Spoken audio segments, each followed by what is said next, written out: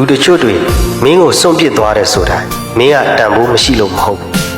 လူတချို့တွေမင်းရဲ့အနာကမပျော်ဘူးဆိုတာမင်းကအသုံးမဝင်လို့မဟုတ်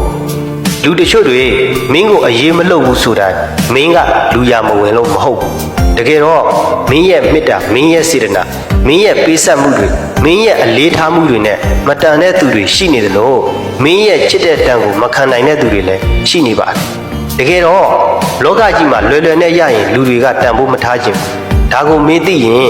နောက်တစ်ခါဘယ်အရာကိုမှအလကားမပေးနဲ့စွန့်ပစ်ခံရတဲ့အတိုင်းအမိုက်မဟုတ်ဘူးဆိုတာကိုနားလည်ထားပါတစ်ဖက်ကမင်းရဲ့တန်ဖိုးကိုမသိတာလည်းဖြစ်နိုင်ပါတယ်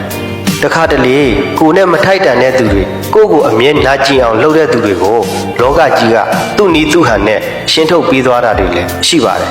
ပြေးလိုက်ရတာပင်ပန်းရတယ်လို့ဆွဲထားရတာလည်းပင်ပန်းပါတယ်အဲ့တော့ကိုယ့်ရဲ့အနားမှာမနေရှင်တဲ့သူတွေကိုသွားခွင့်ပြုလိုက်ပါနေရှင်သူတွေကိုတော့သူတို့သဘောအတိုင်းနေပါစေသူတို့တွေဆုံးရှုံးသွားတာကဂယုစိုက်ပြီးချစ်ပေးတဲ့သူဆုံးရှုံးသွားတာမင်းဆုံးရှုံးတယ်ဆိုတာကအမြဲနာကျင်အောင်စိတ်ဆင်းရဲအောင်လုပ်တဲ့သူတွေကိုဆုံးရှုံးတာကဲ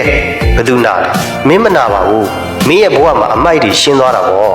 တယောက်တည်းနေလဲဖြစ်တယ်နှစ်ယောက်ရှိမှဘဝမဟုတ်ဘူးမင်းအနေနဲ့သိထားရမှာကလူတွေများလေလောကကြီးမှာအပူများလေပဲ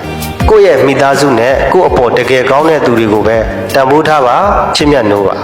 ကြံတဲ့အပေါ်ရန်တွေအတွက်အလေးအနက်ထားပြီးမင်းအနေနဲ့ခံစားမနေပါနဲ့နောက်ထပ်လည်းမမိုက်ချင်ပါနဲ့မင်းကသင်ခန်းစာတွေရဖို့အတွက်စာလေးတစ်ပုဒ်ပဲဖတ်ရတာပါဒါကဘဝနဲ့ယဉ်ပြီးမျက်ရည်တွေနဲ့ယဉ်ပြီးရေးခဲ့ရတာပါဒီစာကိုဘာပဲဖြစ်ဖြစ်မင်းဖတ်ရတာတန်ပါတယ်ကွာ